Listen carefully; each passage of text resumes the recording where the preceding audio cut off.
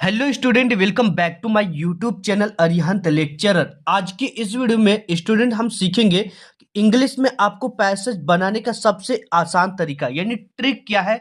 अगर आपको पैसेज का पी भी नहीं आता तो भी आप इंग्लिश के पैसेज को आसानी से बना लोगे। ठीक है, आज की इस वीडियो में वो ट्रिक मैं बताने वाला हूँ। ऐसा ट्रिक आपको पूरे यूट्यूब पर किसी ने नहीं बताया होगा जो आज की इस वीडियो में मैं आपके साथ शेयर करने वाला हूँ। ये सबसे आसान तरीका है। बिल्कुल दूध पीने वाला अगर कोई बच्चा होगा तो भी वो तुरंत इस इंग्लिश के पैसेज को आसानी से बना लेगा।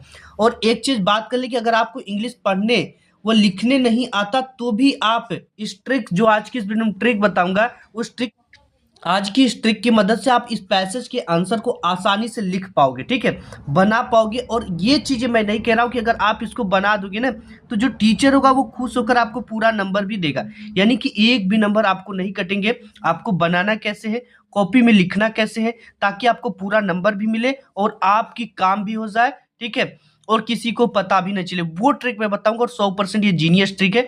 इस ट्रिक को देखकर टीचर खुश होकर आपको नंबर देंगे।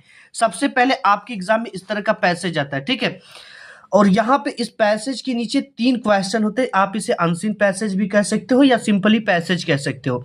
इसका आंसर हमें इसी से ढूंढ कर लिखना होता है। लेकिन यहीं पे क्या करते हैं, बहुत सारे बच्चे गलती कर देते हैं। उनको यही नहीं पता होता कि इसका आंसर क्या होगा, इसका आंसर क्या होगा, इसका आंसर क्या होगा। लेकिन अगर मैं आपसे 100% दावा कहता हूं कि अगर इस वीडियो को शुरू से लेकर अंत तक देख लिए तो आपको कभी जिंदगी में पैसेज बनाने में कोई दिक्कत हो ही नहीं सकता। ठीक है, तो इतने यहां तक अगर आपने वीडियो देख लिया, लाइक नहीं किया तो एक लाइक जरूर कर दो। जैसा कि आपकी जो बहुविकल्पी समाप्त होते हैं उसके जस्ट बाद आपका आता है पार्ट बी, जिसमें आपको मिलता है रीडिंग, यानी कि रीडिंग मिलता है। और रीडिंग में एक आपको पैसेज देता है। और इस पैसेज में एक चीज यहाँ पे बोल रखा है कि read the passage carefully and answer the question that follow. ये कहता है कि इस पैसेज को पढ़ो और इसके नीचे दिए गए क्वेश्चन का आंसर बताओ। लेकिन मैं कहता हूं आपको पैसेज कदापि नहीं पढ़ना है, ना ही आपको क्वेश्चन पढ़ना है। तो अब आप कहोगे कि सर मुझे करना क्या है, वो ट्रिक बताऊंगा जो आज की इस वीडियो में आपको करना है और आप इसका तुरंत आंसर ढूंढ लोगे। ठीक है, तो देखो सबसे पहले क्या चीजें होती है। सबसे पहले यहाँ पे आपका क्वेश्चन दे रखा है। ये क्वेश्चन क्या है, how many daughters did the king of Greece have. यानी कि ये आपको कुछ भी नहीं पता कि इसका अर्थ हिंदी में क्या होता है, कुछ भी नहीं पता है। ठीक है, तो आपको करना क्या है, देखो यही चीजें, इसका रूल यही कहता है कि सबसे पहले पैसेज में आपको पैसेज में नीचे दिए गए क्वेश्चन को पढ़ना है और क्वेश्चन में मेन मेन वर्ड को ध्यान में रखना है। और मेन वर्ड जहां भी पैसेज में रहेंगे वही उस क्वेश्चन का आंसर होगा। अब देखिए ये जो आपका पैसेज है, ठीक है, इसमें आपको मेन वर्ड क्या दिख रहे हैं। जैसे कि हाउ तो मेन वर्ड है नहीं, क्योंकि इसमें हाउ बहुत सारे आए हैं, मेनी भी मेन वर्ड नहीं है। लेकिन यहाँ पे जो डाटर है ये क्या है, ये मेन वर्ड है। और यहाँ पे क्या है, किंग ऑफ ग्रीस, ये क्या है, मेन वर्ड है। अब इसी मेन वर्ड को टारगेट रखकर आपको इस पैसेज में खोजना है। और पैसेज में खोजने से पहले आपको यह ध्यान देना है कि जो पहला क्वेश्चन होता है उसका आंसर पहले या दूसरे लाइन में मिल जाता है, एंड जो तीसरा होता है इसके बाद वाली लाइन में मिलता है, एंड यहाँ पे जो तीसरा होता है इधर मिलता है, चौथा इधर लास्ट में मिलता है। इस चीज का ध्यान देना। ठीक है, तो अभी हाउ मेनी डाटर हमको मिला, किंग ऑफ ग्रीस हैव मिला। तो यहाँ पे देखिए, long long ago there was a king in Greece, he had 3 lovely daughter. यहाँ पे देखो हमको डाटर मिल गया, क्या मिल गया, डाटर मिल गया। और डाटर का जितना भी यहाँ तक पूरा आया हुआ है ये आपको क्या करना है, लिख देना। ठीक, जैसे यहाँ पे फुल स्टॉप तक क्या है, ही हैड 3 लवली डाटर। और ये कहाँ तक लिखना है, एक फुल स्टॉप तक लिखना है। कहाँ तक लिखना है, एक फुल स्टॉप तक लिखना है आपको। तो यहाँ पे देखो, how many daughter did the king of a Greece have, कितनी उसकी पास पुत्री थी। अब इसका आंसर तो हमें मिल गया कि इसके मेन वर्ड हम ढूंढे, डाटर, ग्रीस हैव। ठीक है, तो ये चीजें मिल गया कि ही हैड 3 लवली डाटर, उसके पास 3 लवली डाटर थी। अब इसका आंसर कैसे लिखना है ये सबसे इंपॉर्टेंट है। सबसे पहले आपको ये मिलेगा, ठीक है, ये आपका है आंसर शीट। और आंसर शीट में आपको क्या करना है, सबसे पहले कॉपी की शुरुआत करने का तरीका आपको पता होना चाहिए। ठीक है, तो सबसे पहले शुरुआत हम कैसे करेंगे प्यारे बच्चों, यहाँ पे देखो ये जो आता है ये अनसीन पैसेज वो पार्ट बी के अंतर्गत आता है। पार्ट बी में क्या है, रीडिंग, आपका section A, section B, section C भी आ सकता है और part A, part B, part C भी आ सकता है। तो जो भी आता है आपको सबसे पहले इस आंसर शीट के हेड पे लिख देना है पार्ट बी। इस तरह से आपको सबसे पहले पार्ट बी लिखना है और पार्ट बी के नीचे आपको इस तरह से डबल पाई खींच देनी, जैसे यहाँ पे मैंने खींचा हुआ है। अब इसके बाद पार्ट बी में क्या है बच्चा, रीडिंग है। तो आपको यहाँ से यहाँ पे क्या लिखना है, रीडिंग। ये चीजें ध्यान देना, ठीक है। रीडिंग यहाँ पे हमने लिख दिया रीडिंग। अब देखिए आपको करना क्या है, अब हमको क्वेश्चन नंबर पहला है, एक लाइन छोड़कर यहाँ पे लिखना आंसर टू क्वेश्चन नंबर। ये चीजें बहुत इंपॉर्टेंट होती है, आंसर टू क्वेश्चन नंबर।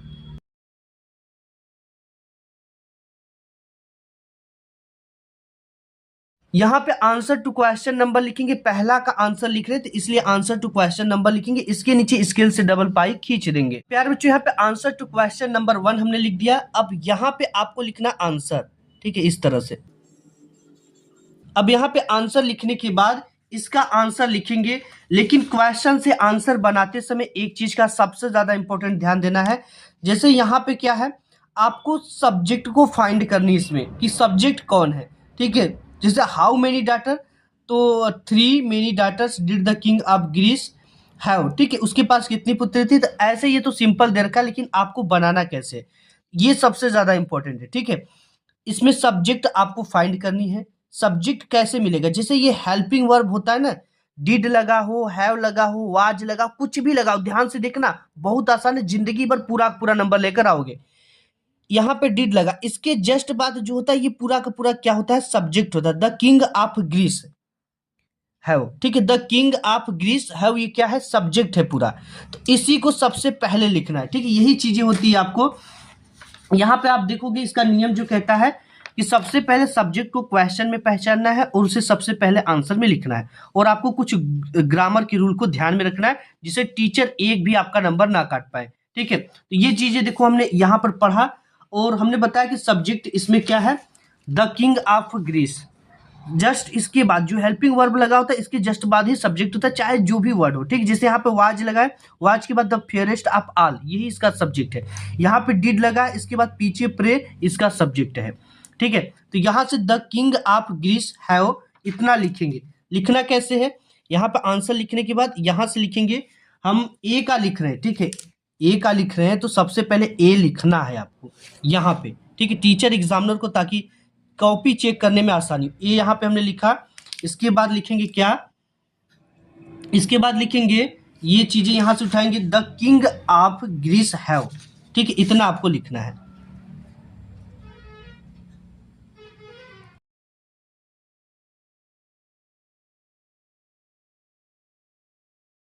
यहां पर हमने लिखा द किंग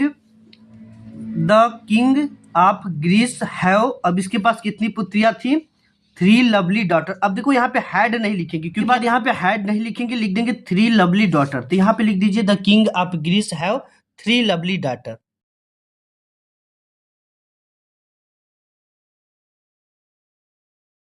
अब यहाँ पर देखो फुल स्टॉप तक लिखना था, तो हमने लिख दिया।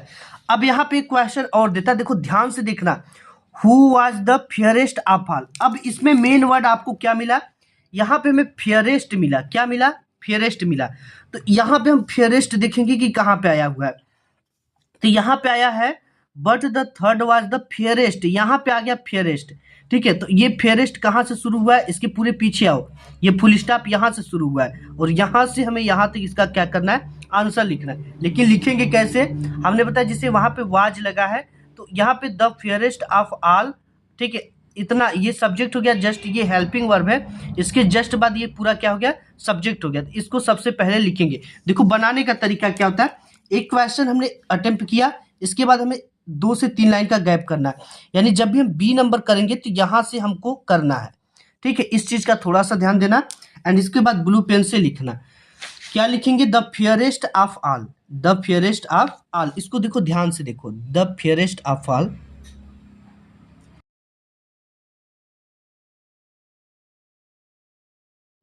द फेयरेस्ट ऑफ ऑल, जो भी हेल्पिंग वर्ब लगा है, ठीक है, अगर वाज लगा है, वर लगा है, जो भी, तो यहाँ पे वाज लगा है, the fairest of all was. अब इसके बाद इसको पूरा लिख देंगे, क्या लिख देंगे, द थर्ड, वाज नहीं लिखेंगे, देखिए वाज हमने लिख लिया, the third fairest of all, ठीक है, यानी द थर्ड डॉटर थी वो फेयरेस्ट ऑफ ऑल थी। यहाँ पे लिख देंगे the fairest of all was third daughter, ठीक है, इस तरह से लिखेंगे। आप इसे ऐसे भी लिख सकते हो, ठीक, जैसे मैं आपको भी बताता हूँ। देखिए इस तरह से भी हमने लिख दिया, लेकिन आपका आंसर सीधा का सीधा मिल रहा है कि who was the fairest of all, ठीक है। जैसे यहाँ पे हु लगा हो तो आप यहाँ पे सिर्फ आंसर लिखकर was the fairest of all लिख सकते हो। यहाँ पे जैसे हु लिखा है कौन, तो मतलब third, third daughter was the fairest of all. और एक चीज ध्यान देना कि जैसे यहाँ पे फेयरेस्ट मिल गया तो आप अगर कुछ नहीं समझ में आता तो but the third was the fairest of all, इसको भी आंसर में लिख सकते हो, पूरा पूरा नंबर मिलेगा, ठीक है, डोंट वरी। अब यहाँ पे सी नंबर दे रखा है व्हाट डिड द पीछे pray to the goddess of Greece. अब इसमें मेन वर्ड क्या मिला प्यारे बच्चों, इसमें एक पीछे मिल रहा है, पीछे तो इसमें कई ठो आया है, यहाँ पे प्रे मिल रहा है, प्रे को आपको इसमें ढूंढना है। अब देखिए इसके नीचे ही हम आएंगे जब भी आएंगे, ठीक है।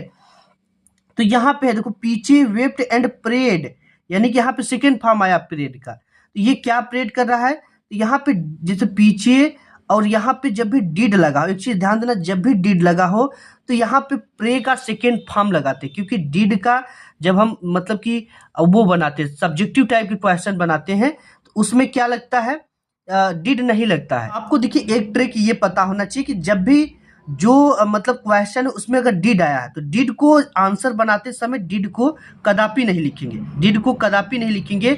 और इसके जगह पे इसमें जैसे पीछे के बाद जस्ट क्या आया, जो भी चीज आए वर्ब आया हो, ठीक है, जैसे यहाँ पे प्रे आया तो इसका सेकेंड फॉर्म प्रेड लगाते हैं, यानी सेकेंड फॉर्म अक्सर ईडी या डी लगाने से बन जाता है। तो यहाँ पे जैसे इसको बनाएंगे तो पीछे प्रेड टू द गॉडेस, यहाँ पे देखो लिखा है पीछे वेप्ट एंड रोया and prayed keep me as your servant please I will serve you well I will do everything for you.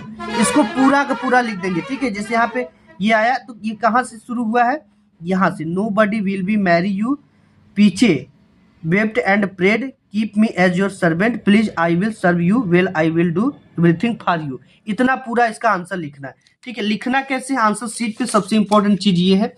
अब प्रत्येक क्वेश्चन के बाद 3 लाइन का गैप करना, यहाँ पे तीसरा क्वेश्चन हम लिखेंगे तो क्या लिखेंगे, पीछे pray to goddess of Greece, इतना पूरा आंसर इसी से लिखना है।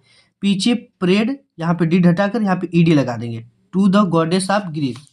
और आपको एक सिंपल ट्रिक है, अगर कुछ भी नहीं समझ में आता तो बस यहीं से पीछे वेप्ट एंड प्रेड, प्रेड मिल गया इसमें main verb, keep me as your servant, पूरा आपको यहाँ तक लिखना है फुल स्टॉप तक। इसको आंसर में देखो हम परफेक्ट तरीके से कैसे लिखते हैं, आपको लिखना कैसे है, यहाँ पे लिखेंगे पीछे, पीछे pray to the goddess of Greece. यहाँ पे पीछे को जब भी लिखेंगे कैपिटल से लिखेंगे,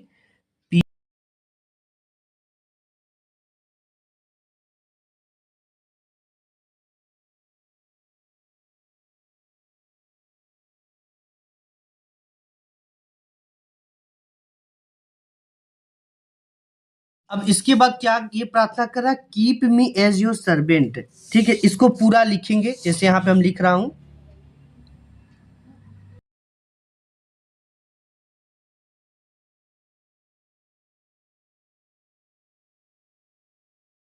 सर्वेंट मतलब आप मुझे अपना नौकर रख लो, इतना आपको पूरा का पूरा लिखना है।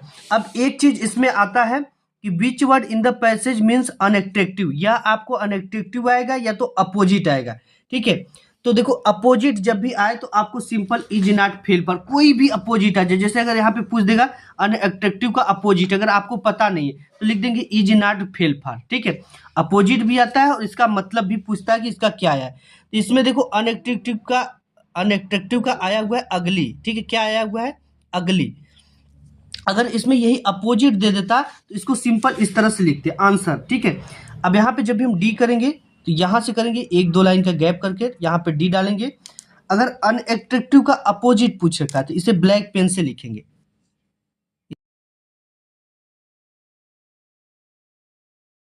अनएट्रैक्टिव का क्या आया हुआ है, अगली आया हुआ है, इसमें इस तरह से लिखेंगे, ठीक है। अगर इसका अपोजिट पूछ देता तो अपोजिट क्या लिखते, अब अपोजिट अगर आपको कोई भी दुनिया का अपोजिट नहीं आता उसकी जगह पे इज नॉट फेल फॉर, ये ग्रामर का रूल होता है, ठीक है। ये आपको एग्जामिनर जानता है जो चेक करता है इंग्लिश की कॉपी, इसको लिख देना इज नॉट फेल फॉर। तो ये आपका हो जाएगा इज नॉट फेल फॉर, ठीक है।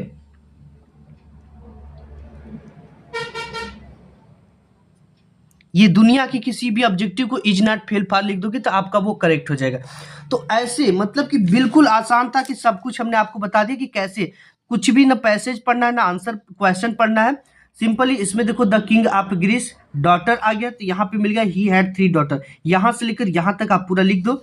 और यहाँ पे आ गया who was the fairest of all, who की जगह पे केवल लिख दो यहाँ पे, जैसे देखो फेयरेस्ट यहाँ पे मेन वर्ड, तो ये पूरा आंसर हो गया। But the third was the fairest of all, पूरा नंबर मिलेगा ऐसे भी लिख दोगे। तो यहाँ पे व्हाट डिड द पीछे pray to the goddess of Greece, तो यहाँ पे प्रे मिल गया आपको मेन वर्ब, ठीक है, प्रे जो है मेन वर्ब मिल गया। तो यहाँ से लिख दो पूरा जितना है यहाँ से, नोबडी विल मैरी यू, पीछे वे, ठीक है, पीछे यहीं से क्योंकि यहाँ पे फुल स्टॉप लगा है, पीछे wept and prayed keep me as your servant please I will serve you well I will do everything for you, पूरा का पूरा आपको लिखना है। अब इसके बाद एक अपोजिट वर्ड आता है या इसका मतलब पूछ देता है, तो इसका मतलब यहाँ पे आया हुआ है अगली, ठीक है, अगली आया हुआ अपोजिट पूछेगा तो इज नॉट फेल फार, दुनिया के किसी भी अपोजिट में लगा दोगे उसका नंबर आपको मिल जाएगा। तो ऐसे आप पूरे पैसेज को हल करना है, मेन मेन वर्ड को इसमें फाइंड करनी है और उसका पूरा का पूरा लिखना है, ठीक है। तो आज की इस वीडियो में बस इतना, वीडियो पसंद आया तो लाइक करना, मिलूंगा एक नेक्स्ट वीडियो में, तब तक के लिए धन्यवाद।